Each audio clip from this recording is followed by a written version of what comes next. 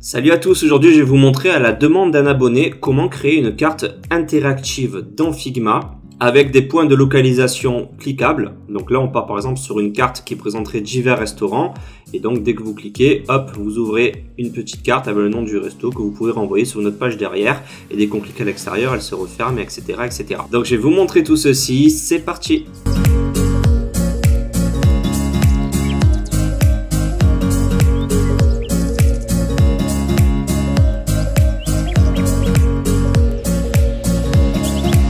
Alors, pour mettre en place notre map, on va peut-être partir un iPhone 13, pourquoi pas. Et on va simplement mettre une petite barre de recherche. Donc, admettons, vous travaillez sur une application de restauration. Voilà, admettons. On va juste remplacer ceci. Recherchez votre restaurant. Je vais m'éloigner un petit peu. Et dans ces cas-là, ce qui est le plus important pour moi, c'est de trouver une map qui serait de bonne qualité. Et ça tombe bien parce qu'il y a un plugin qui nous permet de l'atteindre. On va venir ici dans Figma, dans Plugin, et on va faire un Boost Plugin in Community. Et vous allez chercher le plugin qui s'appelle Mapsicle. Et vous rendre dans Plugin ici. Il est donc là et vous pouvez l'installer. Une fois qu'il est installé, vous repassez dans Figma. Et on va désormais l'ouvrir. Il est donc ici. Alors il contient pas mal d'informations, mais il se base essentiellement sur les coordonnées que va vous donner Google Maps en fait, que vous voyez donc ici. Ici on est donc positionné à San Francisco. On va essayer de faire peut-être une recherche réelle. On va ouvrir donc un navigateur. Et on va dire qu'on cherche par exemple aller à un endroit dans Madrid, pourquoi pas. Donc vous vous positionnez par exemple à l'endroit où vous allez délimiter la zone de restauration qui va être prise en compte pour votre application. Alors admettons on va se placer ici sur Plaza Mayor. On va faire un clic droit et on a les coordonnées qui sont là. On clique dessus, ils sont copiés dans le presse-papier, on retourne dans Figma et on les remplace donc par ici. Automatiquement ça se met à jour. Bien entendu ici le zoom est un petit peu loin, vous allez pouvoir l'augmenter. Alors généralement autour de 13 c'est pas trop mal. Ça vous donne une bonne vue d'ensemble. Et après vous allez pouvoir décider la taille de votre map. Donc à comprendre, au plus elle est grande, au plus vous allez pouvoir scroller à droite, à gauche, en haut et en bas, à l'intérieur. Donc là pour l'exemple, on va peut-être passer sur une map à 1000, même s'il n'y a pas besoin d'aller aussi loin. Vous allez pouvoir aussi attribuer différents styles de vue. Là on est sur une vue rue, donc en gros c'est celle qui va nous intéresser.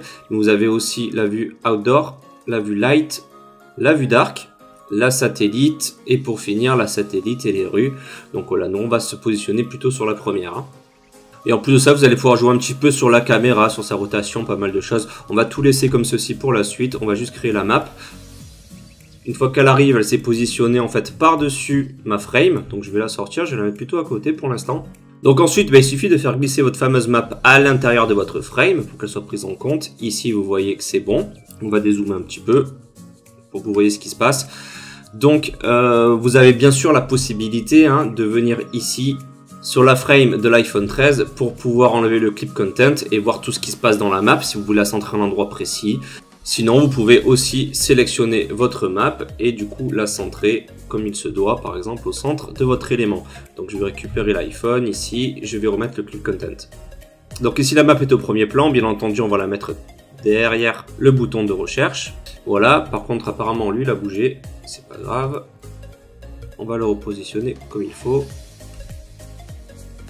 Donc voici, et je vais peut-être changer sa couleur de fond par ici pour qu'il ressorte peut-être un petit peu mieux. Donc voilà, je vais pas m'attarder plus que ça sur ce petit bouton, c'est pas l'intérêt. Donc par contre ce qui est important, c'est ici je vais sélectionner ma map.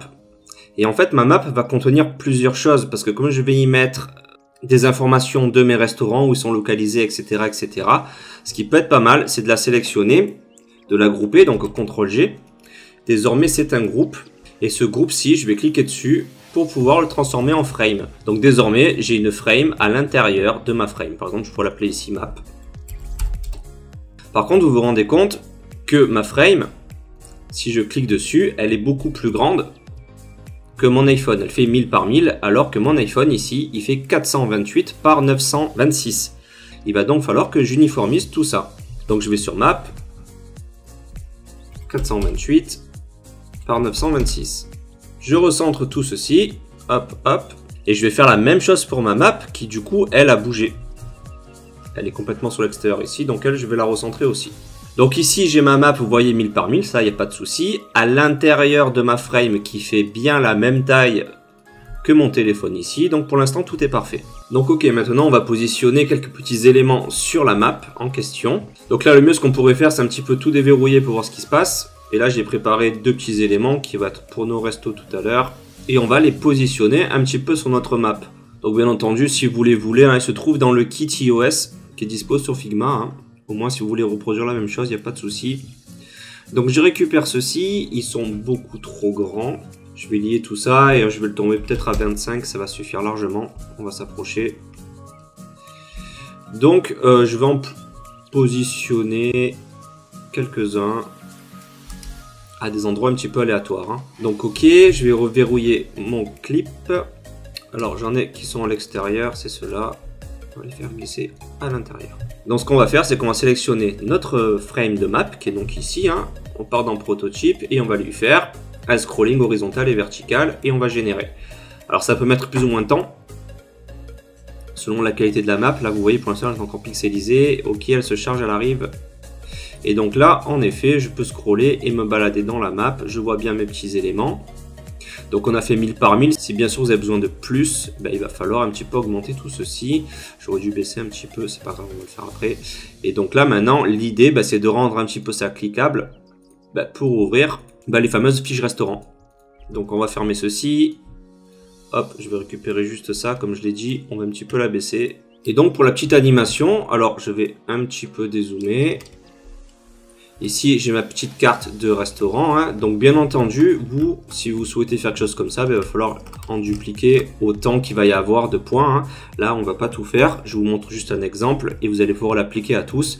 Donc on va peut-être juste sélectionner par exemple ce point ici, qui est donc là. On va partir dans prototype et donc ce qu'on va faire de ce prototype c'est on tap mais pas navigate. On va lui demander de l'ouvrir en overlay.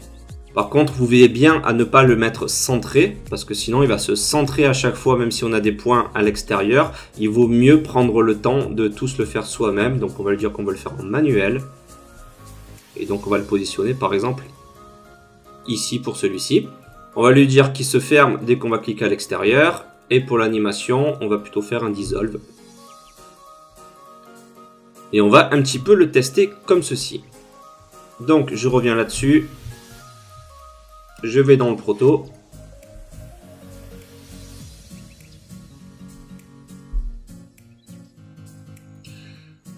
On attend que ça se charge bien. Donc voilà, je peux me balader, il n'y a pas de souci. Si je clique ici, hop, ça s'ouvre.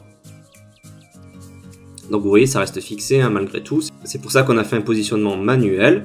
Et dès que je clique à l'extérieur, normalement, voilà, il se referme. Et ça fonctionne comme ceci.